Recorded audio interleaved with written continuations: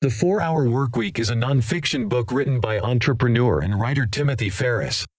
When Ferriss began his career, he started at a technology company, where he would, presumably, be working full-time.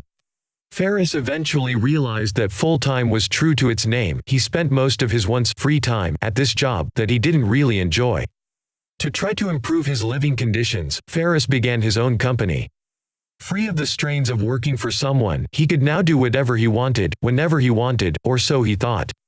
As it turns out, running your own business takes a major life commitment, and Ferriss ended up spending even more time running his own business than working for someone else. There had to be another way, right? Well, actually, yes. If you look hard enough for something, you can find it, and that is what Ferriss did. The 4-Hour Workweek describes how Ferriss learned of Pareto principle, which states that, if you put in a 20% amount of effort, you will get 80% of results. Just out of college, Ferriss didn't need 100% results in his own business, so he decided to try it out. By eliminating the other 80% of his productivity by computerizing or automating it, he found that you could do and get a lot more with a lot less. Ferriss argues that many people simply don't realize this because they are the ones putting in the effort that people like him are living off of. In this context, the 4-Hour Workweek as a title doesn't really make much sense. A typically workweek is 40 hours, and 20% of that is 8 hours. But presumably, Ferriss is just trying to emphasize that he now has to do little to no work, hence the title. In writing his book, Timothy Ferriss made 4 key points that one must follow to achieve a new realm of productivity. The first step, of course, is outlining what you want in yourself.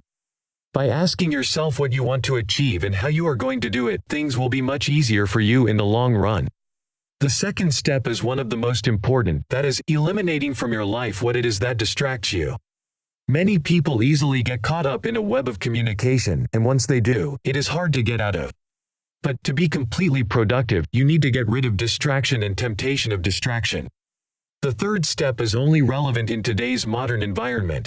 Ferriss advises you to automate your cash flow. This step was for sure taken directly out of Ferriss' learning experience, as he outsourced much of his business so he didn't have to put much in.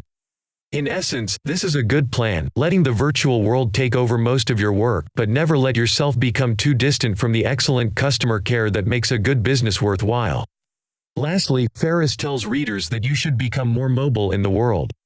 This doesn't necessarily mean that you have to move around the country, but allow yourself to have the time to do things when you want to do them. Many people get stuck going to school or working jobs where they simply don't have the time to do anything else. This was, of course, Ferriss' original scenario. However, in order to live a relaxing life, you need to have the freedom from your schedule.